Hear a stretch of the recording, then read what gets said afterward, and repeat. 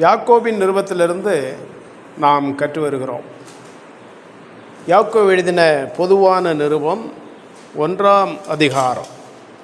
இந்த 1ஆம் அதிகாரத்தில் 8 வரையிலான வசனங்களை இதுவரை நாம் பார்த்திருக்கிறோம். 1 முதல் 8 வரையிலான வசனங்களை நாம் பார்த்திருக்கிறோம். அடுத்த பகுதி 9 முதல் 11 வரை, 9 முதல் 11 வரை 3 வசனங்கள். இந்த 3 வசனங்களை இந்த வேளையிலே மையமாக வைத்து நம்ம பார்க்கவிருக்கிறோம். ஒரு ஆவிக்குரிய உயர்வு என்று சொல்லலாம். அப்போ இந்த 3 வசனங்களிலே 2 விதமான மனிதர்களை குறித்து யாக்கோபு குறிப்பிட்டு அற்புதமான ஆச்சரியமான காரியங்களை வெளிப்படுத்துகிறார், விவரித்து கூறியிருக்கிறார். சுருக்கமாக விளக்கமாக நம்ம பார்க்கவிருக்கிறோம். அந்த யாக்கோபு எழுதின நிருபம் 1ஆம் அதிகாரம் 9, 10, 11 ஆகிய வசனங்களை தெளிவாக வாசிக்கிறேன். நானே வாசிக்கிறேன். தாழ்ந்த சகோதரன் தான் உயர்த்தப்பட்டதை குறித்து மேன்மை பாராட்ட கடவன். ஐஸ்வர்யவான் தான் தாழ்த்தப்பட்டதை குறித்து மேன்மை பாராட்ட கடவன். ஏனெனில் அவன் புல்லின் பூவைப் போல் ஒழிந்து போவான். சூரியன் கடும் வெயிலுடன் உதித்து புல்லை உலர்த்தும் போது அதன் பூ உதிர்ந்து அதன் அழகான வடிவு அழிந்து போகும். ஐஸ்வர்யவானும் அப்படியே தன் வழிகளில் வாடி போவான். இப்போ இந்த பகுதியை நம்ம பார்க்கும்போது 2 விதமான மனிதர்களை குறித்து யாக்கோபு கூறுகிறார். ஒன்று தரித்திரன், மற்றொருவன் ஐஸ்வர்யவான், இல்லையா? 2 மனிதர்கள். இப்போ முதலாவதாக ஞானத்தை குறித்து பேசி வந்தார். சோதனையை எப்படியாக புரிந்து கொள்வது, அந்த சோதனையிலே மறைந்திருக்கக்கூடிய ஞானத்தை எப்படி பெற்றுக்கொள்வது, அந்த சோதனையில் மறைந்திருக்கக்கூடிய மேன்மையை உணர்ந்து கொள்ளக்கூடிய ஞானத்தை கர்த்தரிடத்தில் எப்படி பெற்றுக்கொள்வது என்பதையெல்லாம் யாக்கோபு கூறி வந்தார். அடுத்ததாக அவர் கூறும்போது இந்த 9 முதல் 10 வரையிலான பகுதியை பார்க்கும்போது 2 மனிதர்கள் மேன்மை பாராட்ட வேண்டிய காரியம், பெருமைப்பட வேண்டிய காரியத்தை கூறுகிறார். முதலாவதாக அந்த 9வது வசனம் எல்லாரும் சேர்ந்து வாசிக்கலாம். தாழ்ந்த சகோதரன் தான் உயர்த்தப்பட்டதை குறித்து மேன்மை பாராட்ட கடவன். தாழ்ந்த சகோதரன், அடுத்து ஐஸ்வர்யவான். அப்போ சபையிலே வந்த யூதர்களிலே 2 விதமான மனிதர்களை குறித்து யாக்கோபு கூறுகிறார். முதலாவதாக தாழ்ந்த சகோதரன், அப்படி என்றால் தரித்திரன், ஏழ்மையானவன், தன்னுடைய வாழ்க்கையிலே கஷ்டப்படக்கூடியவன். மற்றொருவன் ஐஸ்வர்யவான், போதும் என்கிற அளவுக்கு இருக்கக்கூடிய மனிதன். இப்படிப்பட்ட 2 கூட்டரும் சபையில் இருந்தார்கள். இந்த நாட்கள்லையும் நம்ம பார்க்க முடியும். ஒரு சபை எடுத்துக்கொண்டோம் என்றால் அதில் ஏழைகளும் இருப்பார்கள், பணக்காரர்களும் இருப்பார்கள். அப்போ யாக்கோபுடைய நாட்கள்லையும் ஏழைகளும் இருந்தார்கள், பணக்காரர்களும் இருந்தார்கள். அப்போ இந்த ஏழைகள் பணக்காரர்கள் மத்தியிலே வித்தியாசமும் காணப்பட்டது. அதை யாக்கோபு ரொம்ப தெளிவாக 2ஆம் அதிகாரத்தில் தெளிவாக கூறுகிறார்.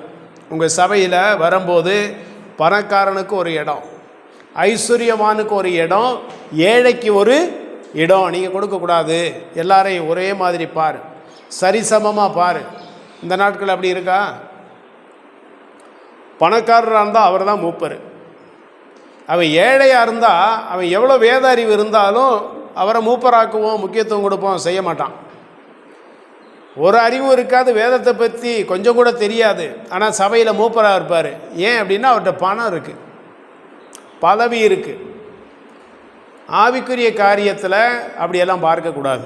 சபை அப்படின்னு எடுத்துக்கொண்டோம் என்றால் யார் கர்த்தருடைய வசனத்தை தியானிப்பதற்கு அதிக நேரம் கொடுக்கிறார்களோ, ஆவிக்குரிய வாழ்க்கையில் வளர்ந்திருக்கிறார்களோ அவர்கள் தான் சபையில் மூப்பர்களாக இருக்கணும்.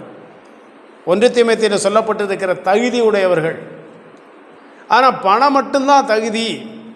பெரிய பதவியில் இருக்கிறபடினால நீங்கள் மூப்பராக இருங்க பிரதர் கெஞ்சி கேட்பார்கள்.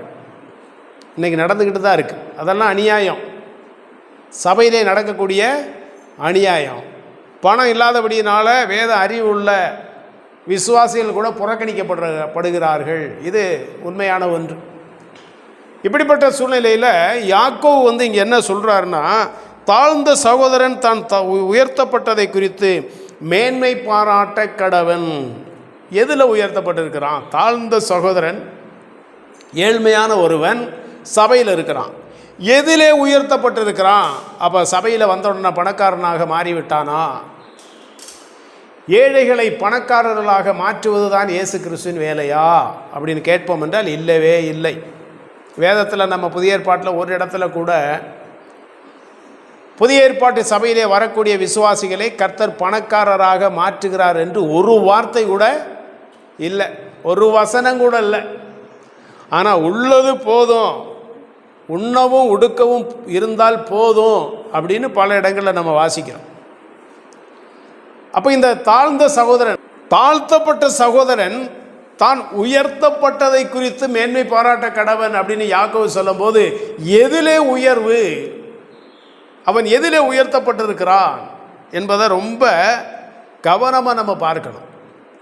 அவன் எதிலே உயர்த்தப்பட்டிருக்கிறான் என்றால் ஆவிக்குரிய காரியத்திலே அவன் உயர்த்தப்பட்டிருக்கிறான். அவன் ஏழையாக இருக்கலாம், அன்னன்னைக்கு வேலை செய்யக்கூடியவனாக இருக்கலாம், ஆனால்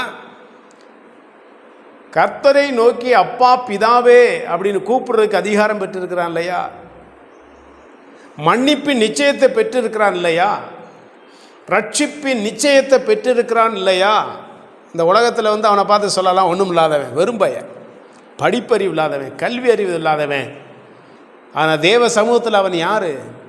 தேவனை நேரடியாக அப்பா பிதாவே என்று கூப்பிடத்தக்க புத்திர சுவிகாரத்தின் ஆவியை பெற்றிருக்கிறான். எபேசியர் 1:3 நம்ம வாசிக்கிறோம், அவர் உன்னதங்களிலே சகலவிதமான ஆவிக்குரிய ஆசீர்வாதங்களினாலும் உங்களை ஆசீர்வதித்திருக்கிறார்.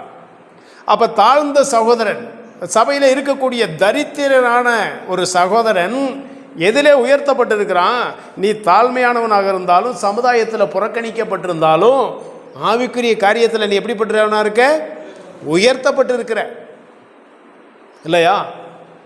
நீ எவ்வளவு ஏழ்மையானவனாக இருந்தாலும் சபையில் வரும்போது உனக்கு சரிசமமாக உட்காரக்கூடிய ஒரு அந்தஸ்து கிடைக்குது இல்லையா? இது தந்தவர் யார்? கர்த்தர். எந்த நேரத்திலையும் அவரை நோக்கி ஜெபிக்கக்கூடிய அதிகாரம் உனக்கு கொடுக்கப்பட்டிருக்கு இல்லையா? அவர் சாதாரணமானவரா? பண வசதி உள்ளவர்கள் ஒருவேளை தன்னுடைய பண வசதியை பயன்படுத்தி பிரதம மந்திரிகிட்ட கூட பேசலாம் இல்லையா? பெரிய அதிகாரிகள்கிட்ட கூட பேசலாம்.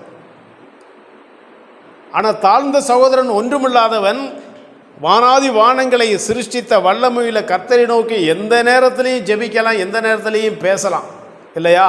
உண்மையா இல்லையா? அப்போ எவ்வளோ பெரிய உயர்வு உனக்கு கொடுக்கப்பட்டிருக்கு.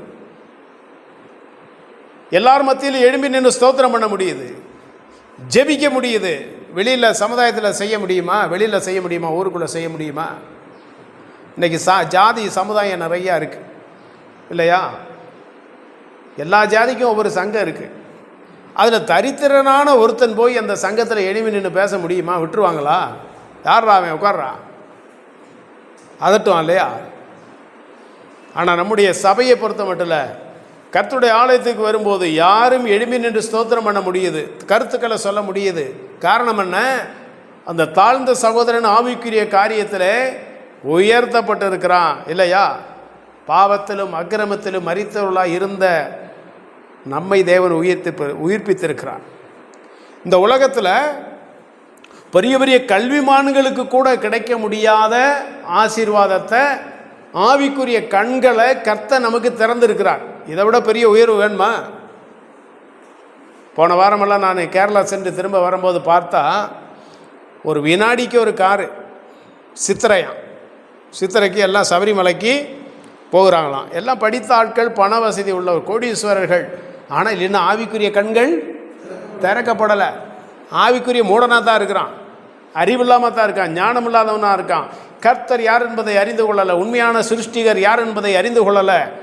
ஆனால் ஒன்றுமறியாத நமக்கு, கல்வி அறிவு இல்லாத நமக்கு, பண வசதி இல்லாத நமக்கு ஆவிக்குரிய கண்களை கர்த்தர் திறந்திருக்கிறார்னா அது எவ்வளோ பெரிய உயர்வு இல்லையா?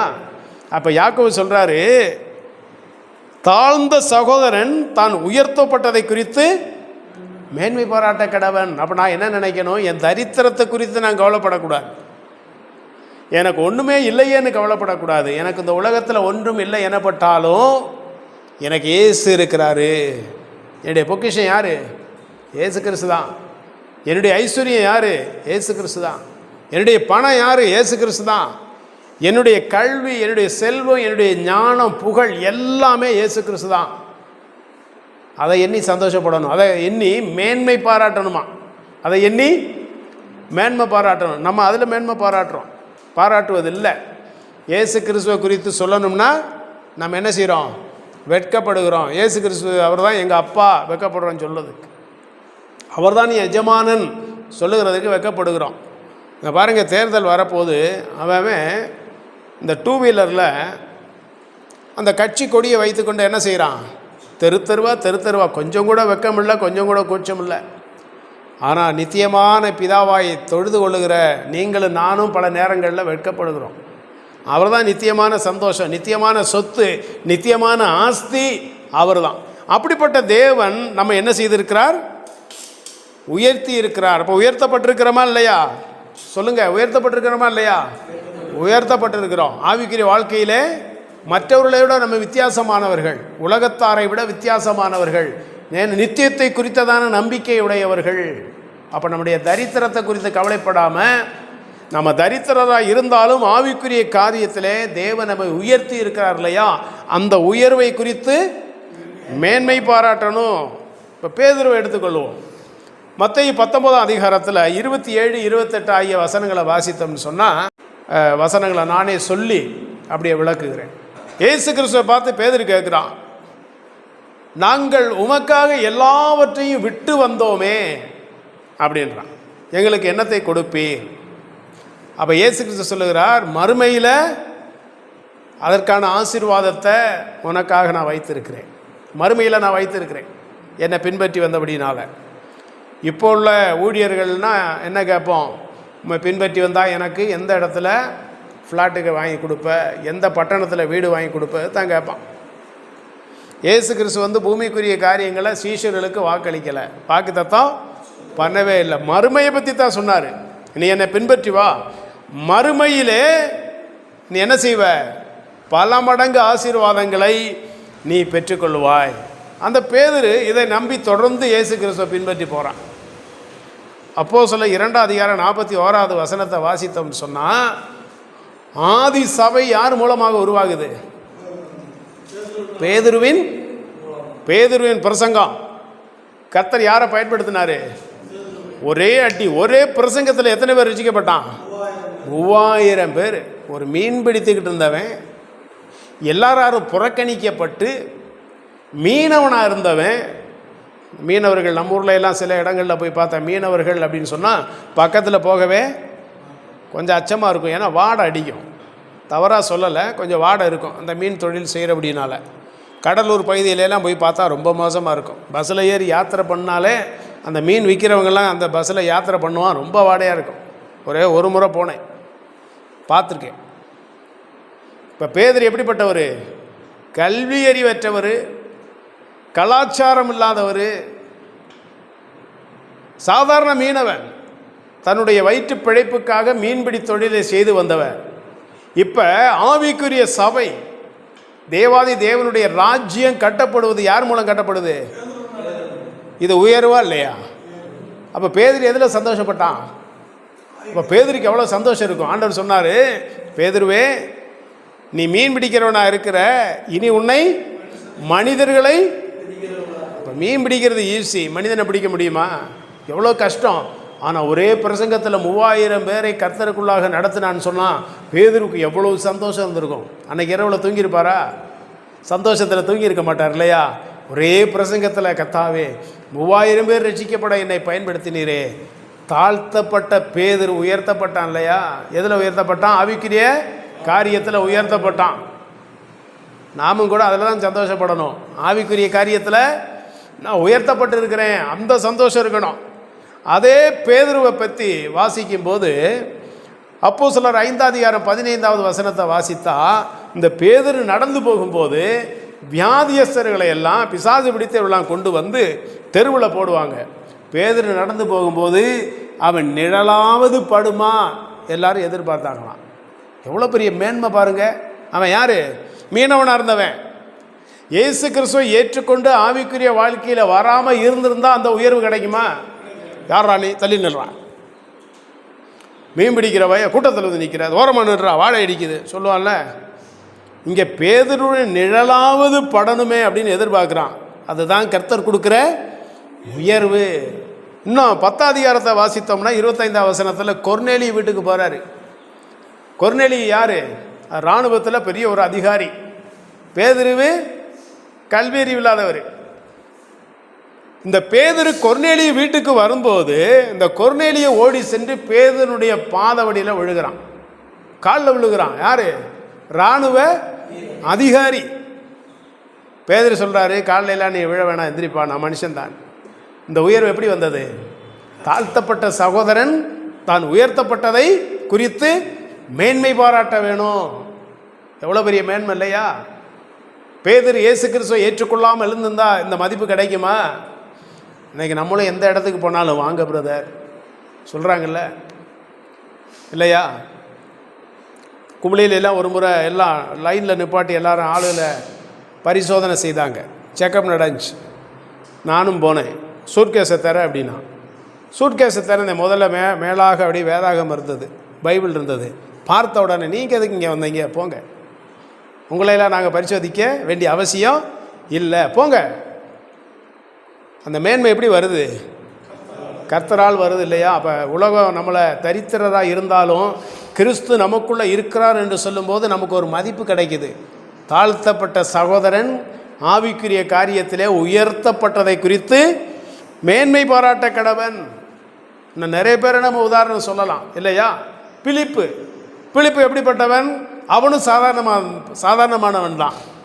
ஆனால் எத்தியோப்பிய மந்திரி ரதத்தில் உட்காந்து ஏசியா தீர்க்கதரிசியின் புஸ்தகம் 53 அதிகாரத்தை படிச்சுக்கிட்டு போகிறாரு. ஆனால் மந்திரிக்கு ஒன்றும் புரியலை.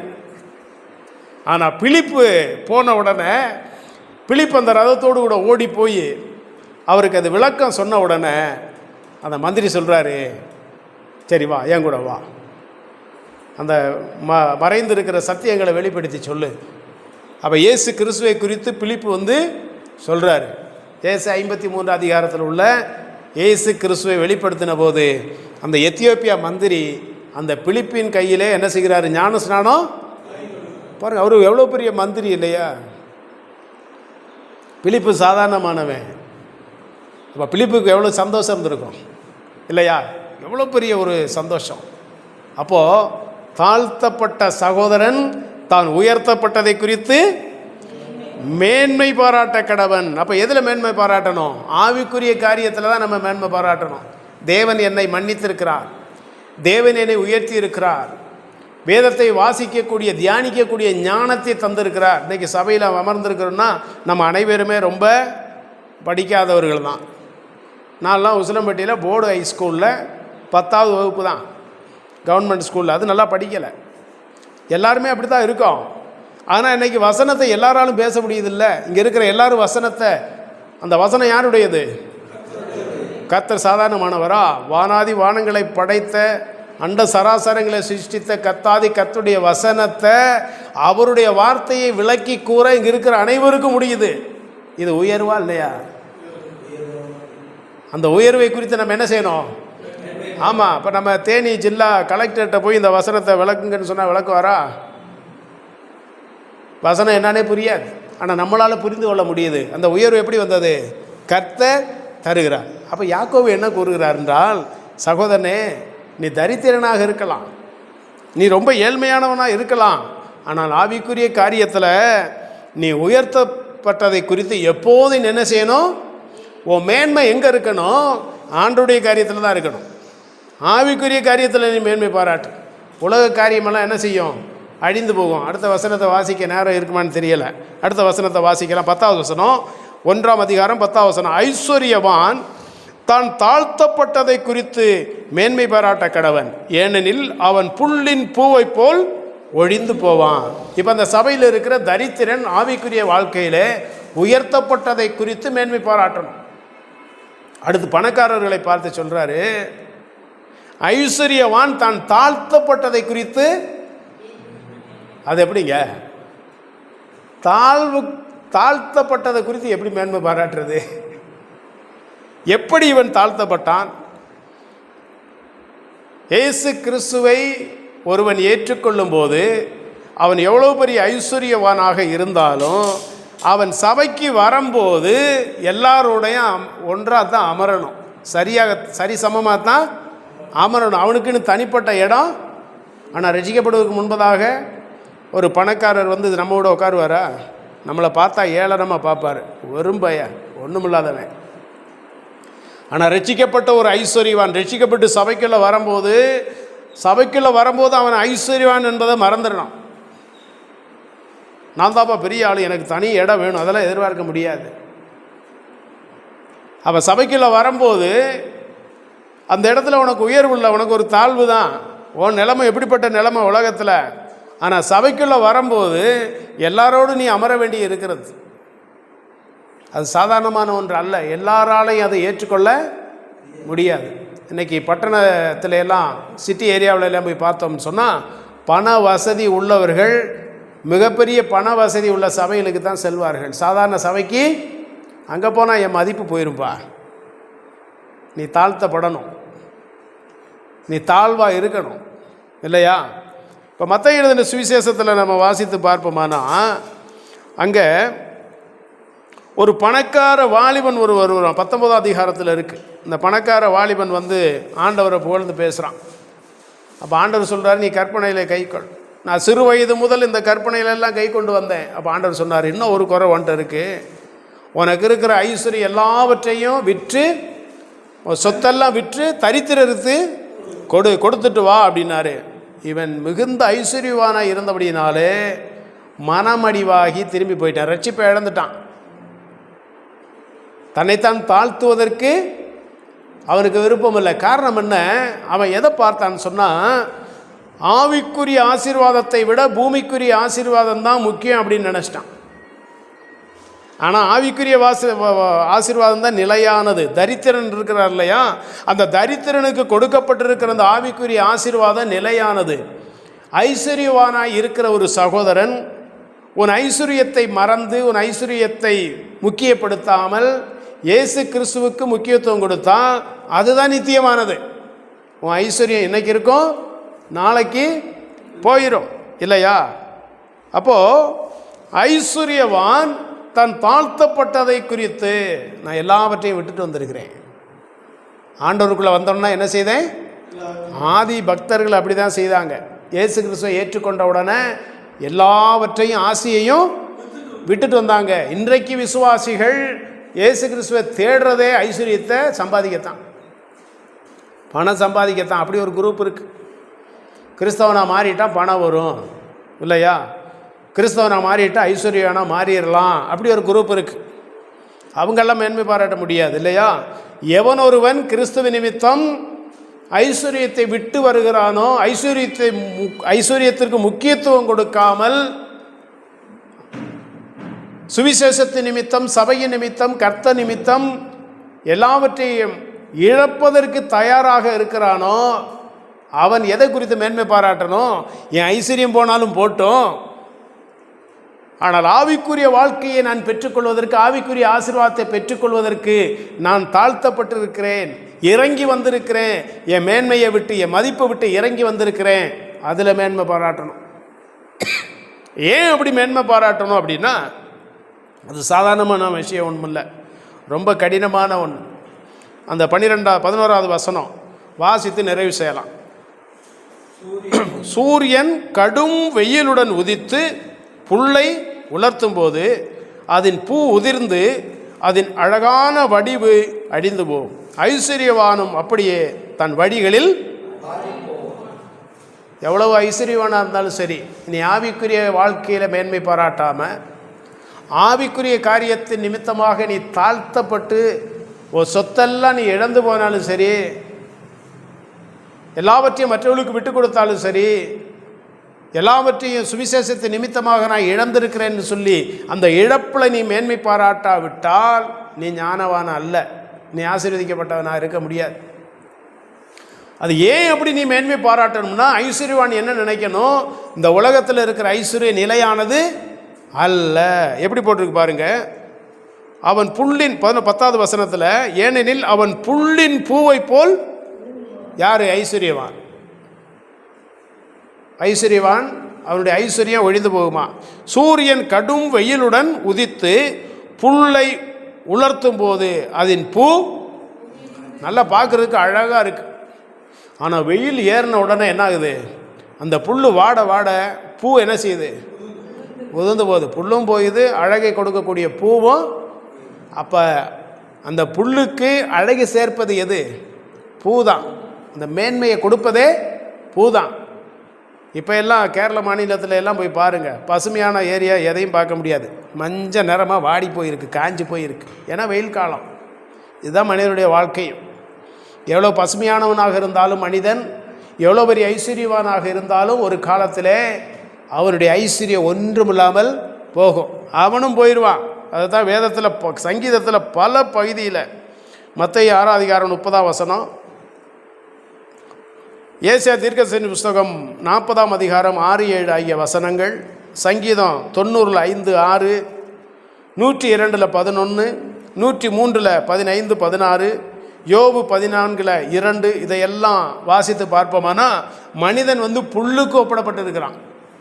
அப்போ புல்லுக்கு ஒப்பிடப்பட்டிருக்கிற மனிதன் ஐஸ்வர்யத்தை குறித்து மேன்மை பாராட்டாமல், தன் பணத்தை குறித்து மேன்மை பாராட்டாமல், ஆண்டவருக்குள்ளாக வந்தபோது, சபைக்குள்ளாக வந்தபோது உன் ஐஸ்வர்யத்தை எல்லாம் விட்டு இறங்கி நீ தாழ்த்தப்பட்டிருந்தால், உன் மேன்மையிலிருந்து நீ தாழ்த்தப்பட்டிருந்தா, நான் பெரிய ஆள் என்பதை மறந்து சாதாரண மனிதர்களோடு அமர ஆண்டவர் எனக்கு கிருபை செய்திருக்கிறார் என்று நினைப்பாயானால், அதை குறித்து நீ என்ன செய்யணும்?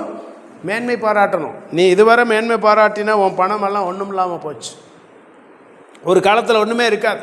நீ எவ்வளோ பெரிய கோடீஸ்வரனாக இருந்தாலும் ஒரு காலத்தில் எல்லாம் அழிந்து போகும். அப்போ யாக்கோபு நமக்கு 2 மனிதர்களை குறித்து இந்த இடத்துல கற்றுத்தந்திருக்கிறார். ஒன்று, தாழ்ந்த சகோதரன், தரித்திரன், தான் ஆவிக்குரிய வாழ்க்கையிலே உயர்த்தப்பட்டதை குறித்து மேன்மை பாராட்டணும். ஐஸ்வர்யவான் தன் பணத்தை குறித்து மேன்மை பாராட்டாமல், அந்த ஐஸ்வர்யத்தை விட மேலான ஆவிக்குரிய வாழ்க்கைக்காக, ஆவிக்குரிய ஆசீர்வாதத்திற்காக தன்னைத்தான் தாழ்த்தி, தான் தாழ்த்தப்பட்டதை குறித்து மேன்மை பாராட்டணும். நமக்காக நித்தியமான வாழ்க்கை பரலோகத்தில் வைக்கப்பட்டிருக்கிறது. அதை எண்ணி அதில் மேன்மை பாராட்டுவோம். அதைத்தான் யாக்கோபு நமக்கு கற்றுத்தராரு. கர்த்தருடைய நாமம் மகிமைப்படுவதாக.